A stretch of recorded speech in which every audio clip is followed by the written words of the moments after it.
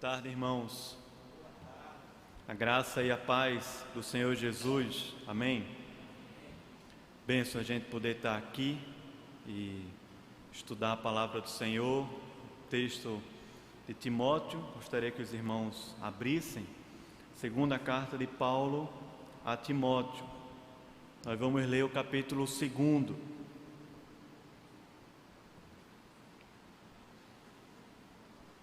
Segunda carta de Paulo a Timóteo, capítulo 2.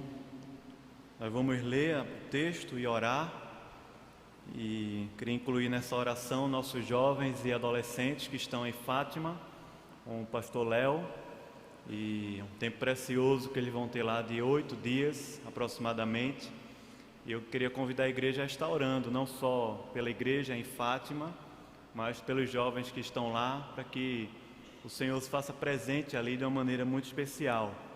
Essa semana eu vou estar nas reuniões de oração, pela manhã, das 6 às 7 da manhã. Eu quero convocá-los, se você deseja orar a respeito disso, a gente está aqui junto, que esse vai ser um motivo muito especial para a gente estar aqui pelas manhãs, orando e buscando ao Senhor juntos. No texto aqui de 2 Timóteo, capítulo 2, versículos 1 ao 7, diz assim a palavra do Senhor: Tu, pois, filho meu, fortifica-te na graça que está em Cristo Jesus, e o que de minha parte ouviste através de muitas testemunhas, isso mesmo transmite a homens fiéis e também idôneos para instruir a outros. Participa dos meus sofrimentos como bom soldado de Cristo Jesus. Nenhum soldado em serviço se envolve em negócios desta vida, porque o seu objetivo é satisfazer aquele que o arregimentou. Igualmente, o atleta não é coroado se não lutar segundo as normas.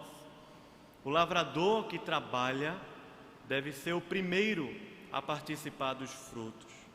Pondera o que acabo de dizer, porque o Senhor te dará compreensão em todas as coisas. Amém.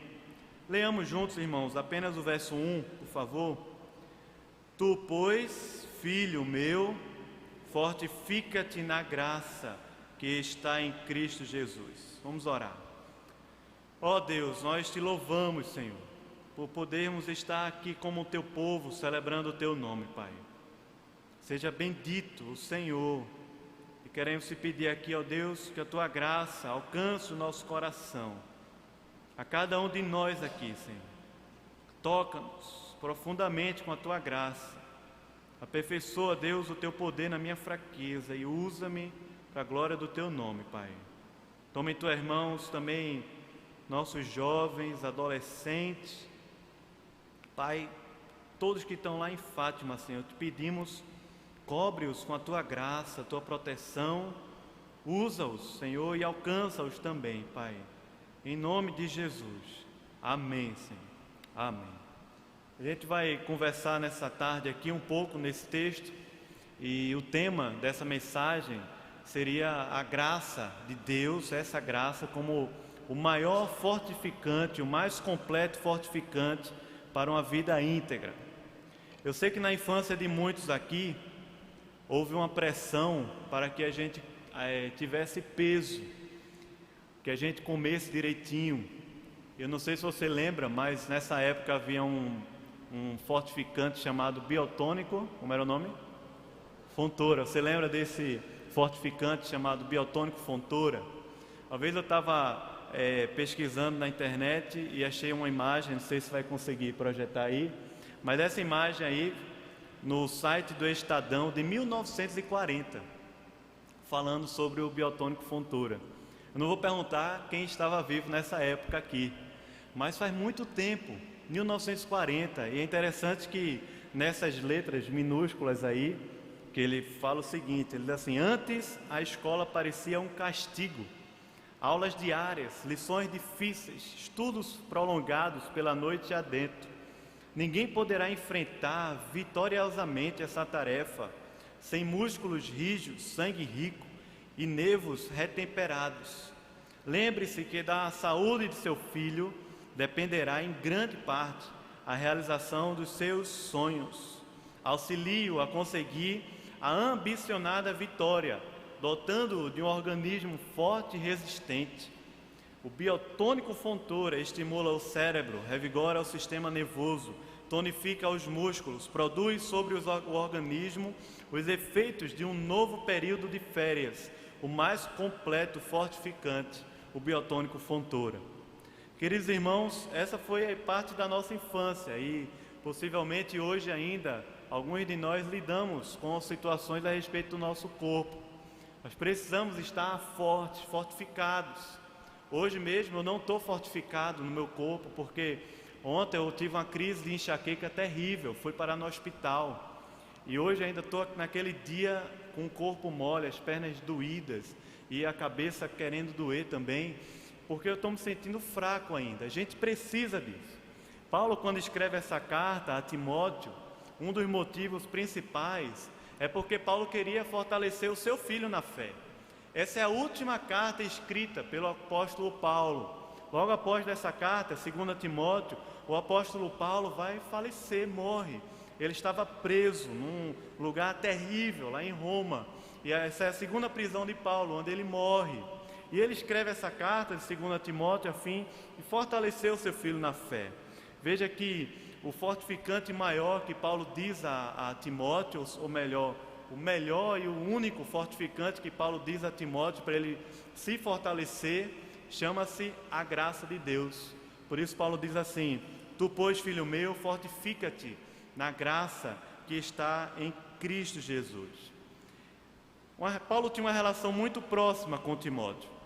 Se você dá uma olhadinha depois em Atos capítulo 16, você vai ver que Paulo se encontra com Timóteo na sua segunda viagem missionária e Paulo resolve levar Timóteo junto consigo. Timóteo era um jovem, e era um jovem que conhecia muitas escrituras e tinha muita disposição, e saiu com Paulo, acompanhou Paulo não só durante a segunda viagem missionária, mas acompanhou Paulo durante todo o ministério do seu apóstolo. Atos capítulo 16 nós vemos isso, Atos capítulo 17, capítulo 18, capítulo 19, capítulo 20 também, verso 4, nós vamos ver Paulo e Timóteo trabalhando juntos, numa relação muito próxima, tão próxima que quando Paulo escreve aos Filipenses, diz no texto bíblico, capítulo 2, que Timóteo era o seu filho na fé. Paulo diz que era como o próprio pai, e Timóteo era como o próprio filho, não só filho, mas também cooperador do Evangelho, juntamente com Paulo e tantos outros que formaram essa equipe do apóstolo e caminharam com ele durante todo o seu ministério. Essa é uma carta muito especial. São as últimas palavras do grande apóstolo Paulo. E Paulo escreve aqui com muito carinho a Timóteo, dizendo: filho meu, não perca de vista o Senhor, não perca de vista a graça de Deus, que eternamente vai fortalecer o seu coração, sua vida, para essa caminhada cristã. Um comentarista muito conhecido, faleceu há pouco tempo, John Stott, escreve um texto, um livro sobre essa carta de 2 Timóteo. E ele diz que nessa carta Paulo dá 4 exortações a Timóteo. E são elas: primeiro, guarda o Evangelho. Guarda o Evangelho. Segundo, sofre pelo Evangelho. Terceiro, persevera no Evangelho. E quarto, capítulo 4, a gente vai ver isso, proclama esse Evangelho da graça de Deus. Mas que graça de Deus é essa, irmão? Possivelmente você conhece um versículo lá de Efésios que diz assim: pela graça, o quê? Pela graça sois salvos mediante a fé. Possivelmente você conhece esse texto, e de fato nós somos salvos pela graça de Deus. Mas a graça de Deus não morreu ali na conversão. A graça de Deus não atua na vida da gente apenas no momento que a gente se converte. A graça de Deus atua em todo o tempo. E a graça de Deus tem atuado em toda a história, desde o Éden, desde lá o Jardim do Éden, até os dias de hoje. O que tem atuado na nossa vida e na história da humanidade é a graça de Deus. Você olha lá em Gênesis capítulo 1 ao 3, quando Deus cria o homem, e isso é olhar para a graça na perspectiva da aliança de Deus, que é uma só. Você vê Deus resgatando o coração de Adão e Eva, mesmo após a queda. Mesmo depois de Adão e Eva dizerem para Deus que decidiram entrar em rebelião contra Deus, mesmo depois de Adão e Eva proclamarem isso, dizendo assim: nós não queremos mais obedecer a Deus, nós preferimos a serpente, nós preferimos as mentiras que a serpente tem para nós. Nós vamos ver, após isso, o homem se escondendo de Deus, mas Deus indo até o encontro do homem. E esse caminho de Deus ao encontro do homem é um caminho de graça, é o caminho da graça de Deus. Por isso ele dá ali uma promessa em Gênesis capítulo 3, versículo 15, de que haveria um descendente que iria pisar a cabeça da serpente, iria vencer não só a morte, mas vencer também o pecado e reestruturar toda essa desarmonia que o pecado trouxe na nossa vida, reconciliando-nos com Deus. A graça de Deus esteve presente em todo o Antigo Testamento. A gente pode ver isso na vida de Noé, quando o texto bíblico diz que Noé achou graça diante de Deus. Nós vemos isso na vida de Abraão, em Gênesis capítulo 15, quando Deus garante a Abraão que aquele que fez a promessa é fiel e vai cumprir. Quando Deus garante a Abraão que é a presença de Deus que vai fazer com que a promessa faça toda a diferença, não só na vida de Abraão, mas de todos os seus descendentes, os quais somos nós, pela fé em Cristo Jesus. Também somos descendentes de Abraão. Em todo o Antigo Testamento nós vemos isso. No cativeiro babilônico, Esdras ora ao Senhor, declarando que foi a graça de Deus que se manifestou entre o povo de Israel. A graça de Deus nunca deixou de se manifestar na vida do seu povo. E presta bem atenção, a graça de Deus nunca deixa de ser presente na nossa vida. Mesmo quando enfrentamos dias difíceis, mesmo quando estamos atolando o nosso pé no pecado, mesmo quando estamos querendo caminhar por um caminho de rebelião contra Deus, a graça de Deus nunca nos abandona, ela está sempre presente. Por isso que Paulo, tem um texto lá de 2 Coríntios, Paulo ora a Deus, dizendo: Senhor, tira de mim esse espinho na carne. Nós não sabemos ao certo o que é isso. Sabemos que Paulo orou 3 vezes pedindo a Deus: Senhor, tira esse espinho da minha carne.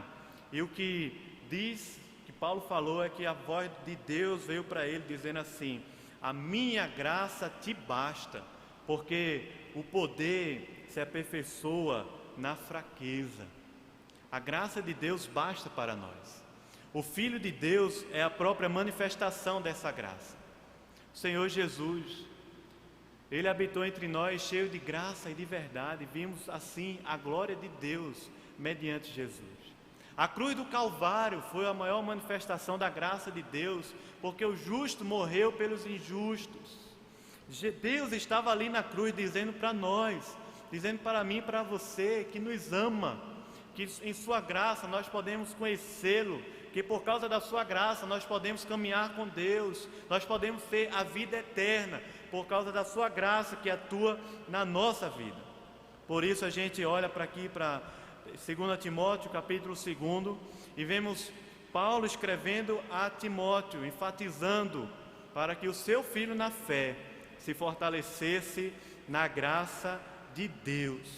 Nós precisamos, irmãos, nos fortalecer nessa graça. Interessante esse versículo, esse texto aqui, primeiro versículo, esse verbozinho aí que é usado, fortifica-te. Há uma característica muito singular nessa palavrinha aí. Essa é uma palavra que é usada no imperativo passivo. O que ele está querendo dizer é o seguinte: é um imperativo porque nós devemos nos fortalecer, mas ao mesmo tempo nós somos o objeto. Ou seja, Deus em Cristo está nos fortalecendo pela sua graça.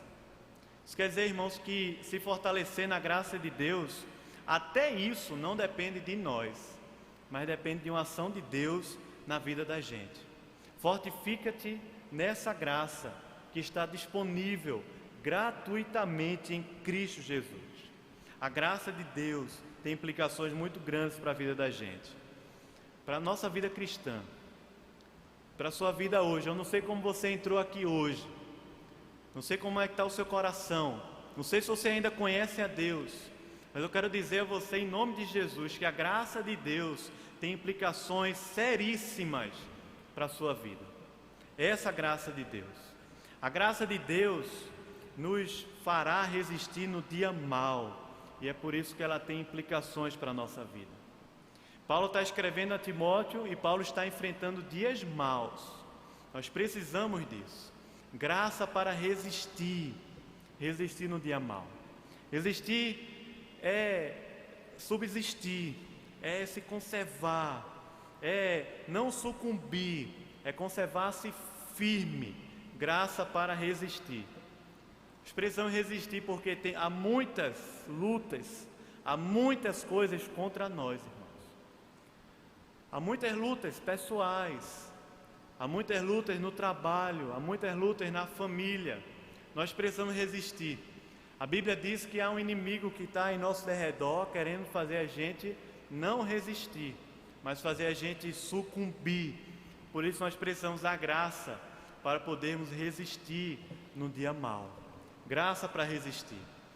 Como é que está o seu coração diante das lutas que você tem enfrentado hoje?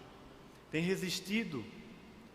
Deixa eu te falar, a graça de Deus pode nos fortalecer para resistirmos a qualquer luta. A qualquer luta. Paulo está falando isso aqui. Se você puder ler durante a semana essa epístola aqui de Paulo a Timóteo, você vai ver muitas das coisas que Paulo está falando a Timóteo a respeito desse assunto. Paulo tem resistido muito pela graça de Deus atuando na sua vida. Veja que, se você puder abrir a Bíblia e acompanhar alguns versículos comigo, no capítulo 1, versículo 15, Paulo tem resistido contra o abandono de pessoas como Fígelo e Hermógenes, têm abandonado Paulo na missão. Que coisa difícil e dura é essa? Paulo se sentindo sozinho, mas resistindo e cumprindo fielmente o ministério que Deus confiou a ele. Capítulo 2, versículo 17, Paulo fala a respeito de dois irmãos chamados Himeneu e Fileto. Diz no versículo aí 17, que eles usaram a linguagem que corrói como câncer. E Paulo tem resistido diante daqueles que têm corroído os irmãos com vãs palavras. Resistir contra as paixões da mocidade, as paixões que estão ao nosso redor, a concupiscência da carne, dos olhos, a soberba da vida. Resistir a tudo isso. Há coisas que estão na nossa frente todos os dias, não só na televisão, na rua, em todo lugar que a gente vá, essas paixões querendo tomar conta do nosso coração. Paulo fala sobre isso, sobre resistir contra essas paixões da mocidade. E ele diz a Timóteo no versículo 22 do capítulo 2, fuja dessas paixões, resista a elas. Também Paulo diz a Timóteo para resistir contra a forma de piedade que não há poder, que virá nos últimos dias. Resista contra aqueles que têm forma de espiritualidade, mas não têm profundidade, não têm poder, não têm vida de obediência nenhuma. Resista diante da perseguição por causa da piedade em Cristo Jesus. Você já tem enfrentado perseguição? Essa semana eu conversei com uma jovem falando isso, ela dizendo: eu tenho sido muito perseguido na faculdade, na minha família, por causa do Evangelho de Jesus. As pessoas estão brincando, estão tirando chacotas comigo, estão fazendo isso com você também. Resista diante de qualquer perseguição por causa dessa graça que está em Cristo Jesus. Resista também contra os perversos, contra os impostores que enganam, que estão aqui ao nosso redor. Capítulo 3, versículo 13, Paulo fala isso para Timóteo. Há perversos, impostores que vão nos enganar. Resista contra eles também. Resista também contra o abandono dos que amam ao presente século. Resista também a não fazer o mesmo, porque no capítulo 4, versículo 10, Paulo fala sobre um cooperador do Evangelho chamado Demas. E diz que Demas amou o presente século e já não era. Demas não resistiu. Demas amou a soberba da vida, Demas amou as concupiscências dessa terra e já não caminhava, porque não resistiu a essas lutas. Mas resista também, jovem Timóteo, contra os opositores, como Alexandre, o latoeiro, que ele fala no capítulo 4, versículo 14. Tu, pois, fortifica-te na graça, graça para resistir. Mas Paulo também fala outra coisa a Timóteo, veja aí no versículo 2, graça para discipular. Capítulo 2, versículo 2, se você puder ler comigo, Paulo vai chamar Timóteo a discipular outras pessoas, porque a graça de Deus nos habilitará ao discipulado. Leia juntamente comigo, por favor, bem forte, versículo 2 do capítulo 2, que ele fala assim: e o que de minha parte ouviste, através de muitas, isso mesmo transmite a homens fiéis e também idôneos, para que, irmãos? Instruir a outros. Esse é o processo do discipulado. Gente imperfeita como nós. Discipulado não é para pessoas perfeitas. Discipulados é para crentes. Gente que quer caminhar com Deus e quer ajudar o outro. Sabe quando se ajuda o outro, como nessa imagem aí está mostrando, dando não sei se você lembra, mas quando era pequeno as pessoas davam um calço, né? Você queria subir alguma coisa, me dá um calço. Pessoas que querem fazer isso com a gente podendo fazer isso com outras pessoas, porque esse é o processo natural do discipulado. Nós vamos crescendo na fé, amadurecendo na nossa vida espiritual e ajudando outros nesse mesmo caminho, pela graça de Deus. Esse é o processo que Paulo viveu com Timóteo, que Timóteo viveu com Paulo também. Ouvir a palavra, transmitir a palavra e instruir a outros para fazer o mesmo. Nós discipulamos, irmãos, pela graça de Deus, e nós discipulamos por causa dessa graça, para que isso possa se multiplicar no meio do povo de Deus, porque não depende de nós, depende da graça de Deus em nós. Sabe? Muitas vezes a gente fica com o coração assim, endurecido, porque pensamos, mas eu não tenho condições, eu tenho feito isso ainda na minha vida, eu ainda tenho esse pecado, eu ainda tenho aquilo. Mas, irmãos, é a graça de Deus que nos habilita para tal.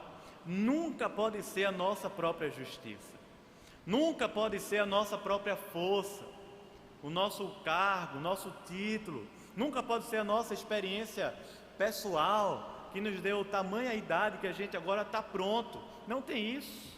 Discipulado é para crianças, é para adolescentes, para jovens, para adultos, para pessoas na terceira idade. Discipulado é para pessoas que querem caminhar na graça de Deus e crescer nesse caminho.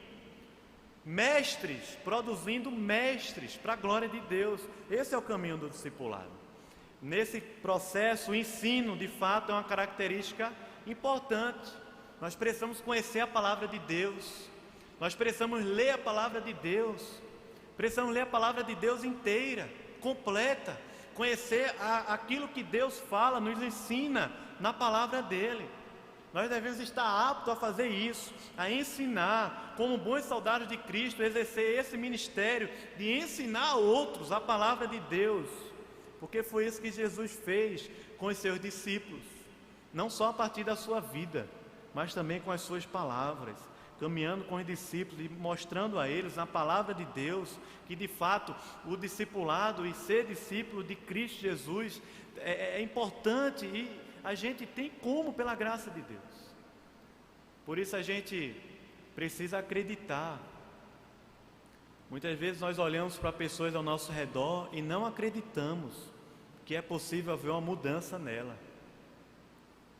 Talvez haja alguma pessoa perto de você que você olha e diz, não tem jeito, fulano não vai mudar.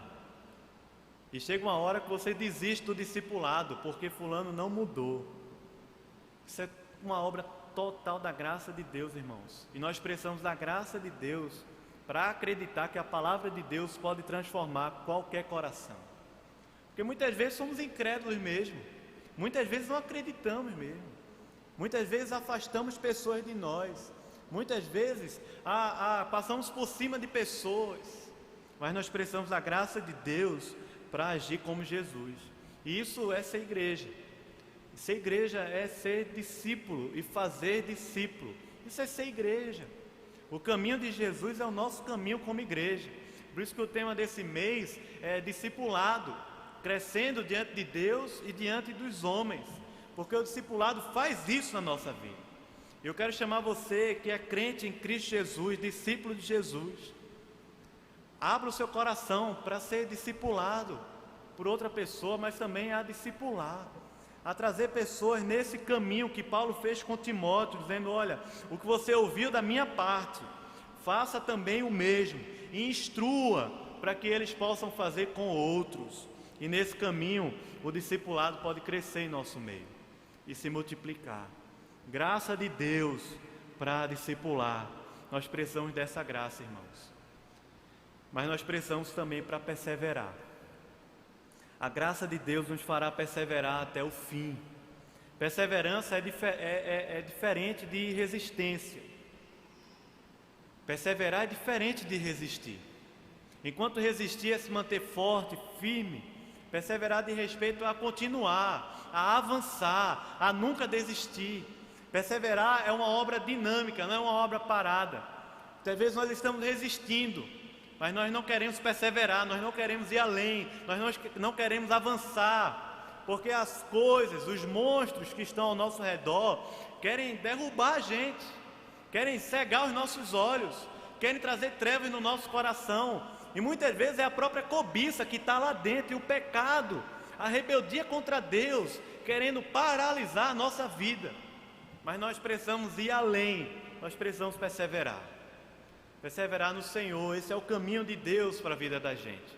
Em Tiago capítulo 1, o texto diz que a aprovação tem dois efeitos na vida do crente: aperfeiçoamento, mas também conduzi-lo à perseverança, conduzi-lo ao avanço, a insistir nessa carreira que Paulo está dizendo a Timóteo aqui. Por isso que Paulo fala a Timóteo que resistiu, mas também que perseverou até o fim. Queridos irmãos, como igreja nós precisamos perseverar. Como crentes nós precisamos perseverar com longanimidade, crer e avançar e seguir a caminhada que Deus tem colocado para nós. Muitas vezes o sofrimento vai chegar na nossa porta e vai dizer para a gente não ter mais esperança. Muitas vezes o sofrimento vai lá e arrebata o coração da gente de tristeza e de desilusão. Muitas vezes é a ira, o desgosto pela vida, mas, irmão, nós precisamos perseverar. Por isso Paulo diz a Timóteo, no capítulo 1, versículo 12: eu sei em quem tenho crido, e estou bem certo de que Ele é poderoso para guardar o meu depósito até aquele dia. Queridos, Paulo estava sofrendo algemas como um malfeitor, e ele não era um malfeitor. Por causa do Evangelho de Jesus, Paulo estava preso como uma das piores pessoas que havia naquele tempo. Mas Paulo está perseverando no Senhor, e Paulo não está desistindo da caminhada que Deus tem com ele. Olha, por favor, no versículo 4 aí. Paulo usa 3 imagens para falar sobre essa perseverança. Versículos 4, versículo 5, versículo 6. Versículos de 4 ao 6, Paulo usa 3 imagens. A imagem primeira que ele usa é de um soldado que não se envolve em negócios dessa vida, porque o seu objetivo único é satisfazer a quem? A quem, irmãos? Abra, por favor, versículo 4, 2 Timóteo 2, versículo 4. Diz assim o texto: nenhum soldado se envolve em negócios desta vida, porque o seu objetivo é satisfazer a quem, irmãos? Aquele que o arregimentou. Quem é esse que nos arregimentou para essa caminhada como bons soldados? Quem é? Jesus. Ele foi até o fim. Versículo 5 diz que o atleta não será coroado se não lutar segundo as normas. Ele usa agora a imagem de um atleta. Você conhece muito bem a vida de um atleta. Um atleta acorda de manhã cedo para treinar, e ele dorme, tem hora para dormir por causa do treino do outro dia. Um atleta se alimenta por causa daquela batalha, daquele esporte, dependendo do esporte que ele vai ter, que ele vai enfrentar. Muitos atletas entram em concentração. Nós vimos aqui a história do Anderson Silva, está passando aí na TV durante toda a semana, quando ele quebrou a sua perna em uma das lutas, e um dos seus filhos postou na rede social assim: queria muito que meu pai se aposentasse, porque eu não aguento mais ele passar 2 ou 3 meses fora de casa, treinando para uma luta. Porque um atleta se empenha nesse caminho, ele se alimenta para esse caminho, ele gasta toda a sua energia para, no final de tudo, obter uma medalha, um troféu, um cinturão, no final de tudo ele ser um vencedor. Mas, irmãos, nós não somos atletas desse mundo, nós somos atletas de Cristo Jesus. E o atleta, diz a palavra de Deus, não será coroado se não lutar segundo as normas, se não caminhar. Essa é a figura da perseverança. Perseverar nessa carreira que está proposta para nós. Perseverar. Não sei se você já experimentou, eu gosto muito dessa imagem do atleta. Se você corre ou já experimentou uma corrida, você sabe bem como é isso. Quando chega naqueles últimos metros, o corpo, as energias e a própria mente diz para a gente muito assim: você não vai conseguir, você não vai conseguir. Quando você faz uma corrida de 10 quilômetros, quando chega no último quilômetro, a mente começa a processar assim: não tem como, não tem como. Irmãos, perseverar é ir além desse nosso próprio limite, do nosso corpo. Perseverar é continuar seguindo em frente, olhando firmemente para o autor e consumador na fé. Porque se nós formos atender às lutas, aos pensamentos, às coisas do nosso próprio coração, essas coisas têm a tendência de nos imobilizar, de nos parar no tempo. E a gente precisa perseverar como um atleta, porque o atleta será coroado no final da sua prova, se lutar segundo as normas. Por isso Jesus fala lá em Apocalipse: ser fiel até a morte e dar-te-ei a coroa da vida. Paulo também usa a figura de um lavrador para falar sobre perseverança. Diz que o lavrador que trabalha deve ser o primeiro a participar dos frutos. Participar dos frutos é uma bênção, irmãos. Mas ser um lavrador envolve muita luta. Porque quando um lavrador semeia uma semente, ele enterra ela e não está vendo mais ela. A esperança que ele tem é que aquela semente um dia vai crescer. Por isso ele vai lá e coloca água e cuida daquela terra ali, para que aquela semente venha a florescer e a dar frutos. Essa é a expectativa. E quando os frutos vêm, o lavrador muito se alegra. Mas o lavrador é um homem de perseverança. Nós vemos isso aqui no nosso sertão. O sertanejo é um homem de perseverança, porque ano após ano ele está ali plantando o seu milho, o seu arroz, o seu feijão, para que ele possa dar frutos, perseverando, porque ele tem esperança que aquilo vai crescer. E a nossa esperança está em Cristo Jesus, por isso nós perseveramos, mas nós precisamos da graça de Deus para perseverarmos até o fim, irmãos. Você está sendo imobilizado por alguma luta aí no seu coração? Persevere pela graça de Deus, porque os propósitos de Deus na vida da gente são fiéis e perfeitos. Nada pode atrapalhar esses propósitos, nada pode nos afastar do amor de Deus que está em Cristo Jesus.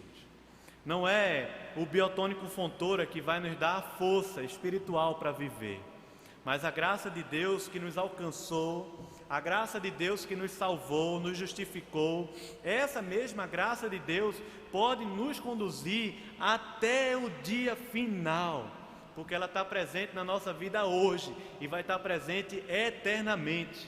Nós caminhamos pela graça, irmãos, e a graça é um favor imerecido de Deus.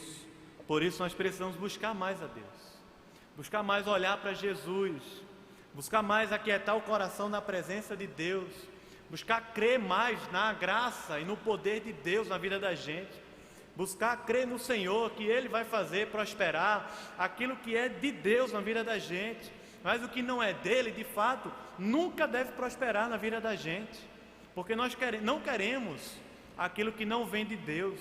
Nós queremos aquilo que vem de Deus pela sua graça, e não pelas nossas próprias forças, pela nossa própria energia pessoal, ou confiando no dinheiro, ou confiando em alguma influência aqui dessa terra, ou confiando em alguma artimanha sua para conseguir alguma coisa. Não, irmãos, o nosso caminho é um caminho da graça de Deus, que nos vai fazer crescer até o dia de Cristo Jesus, porque a graça tem esse poder de trazer maturidade espiritual. Paulo está falando isso para Timóteo: fortifica-te na graça. Você quer crescer espiritualmente? Busca a Deus na sua graça, porque a graça faz isso na vida da gente. A graça restaura o coração.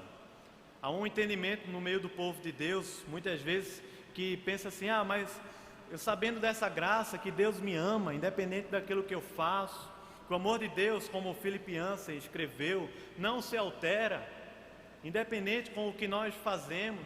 Eu sabendo dessa graça, eu vou viver de qualquer maneira aqui na terra. Irmãos, Paulo diz categoricamente que de forma nenhuma isso vai acontecer, porque à medida que nós conhecemos a graça de Deus, a nossa vida vai sendo transformada e restaurada. Não tem como se deparar com a graça de Deus e permanecer na mesma caminhada, porque a graça de Deus nos abraça, nos faz nova criatura, restaura o nosso coração e nos faz caminhar. Esse é o poder da graça de Deus na vida da gente. Não é apenas um sentimento de coisas boas para acomodar a nossa mente nessa terra, mas a graça de Deus tem poder para restaurar casamento, a graça de Deus tem poder para restaurar relacionamentos, a graça de Deus tem poder para restaurar discipulados, a graça de Deus tem poder para restaurar ministérios, a graça de Deus tem poder para restaurar o perdido, aquele que não conhece a Deus ainda. A graça de Deus pode fazer de você hoje uma nova criatura. Esse é o poder restaurador da graça de Deus. Não é apenas uma nova consciência, mas é uma nova vida baseada na graça de Deus. Não tem pecado nenhum que possa apagar essa graça de Deus, porque em Romanos capítulo 5, Paulo diz com muita força: onde abundou o pecado, superabundou o que, irmãos? A graça de Deus. Por isso quero convidar você a se fortalecer nessa graça, nessa tarde, enquanto estamos aqui à mesa do Senhor, que é um meio de graça. O pão, o vinho, na presença de Deus, na presença espiritual de Jesus em nosso meio, é um meio de graça. Quero convidar você: fortifica-te na graça para resistir no dia mau, fortifica-te na graça para ensinar outros e discipulá-los no caminho de Jesus, fortifica-te na graça para perseverar até o fim, porque muitas lutas virão contra nós, mas pela graça nós podemos ser vitoriosos. Amém, irmãos? Vamos orar. Queria que você pudesse baixar sua cabeça e ter um tempo de oração.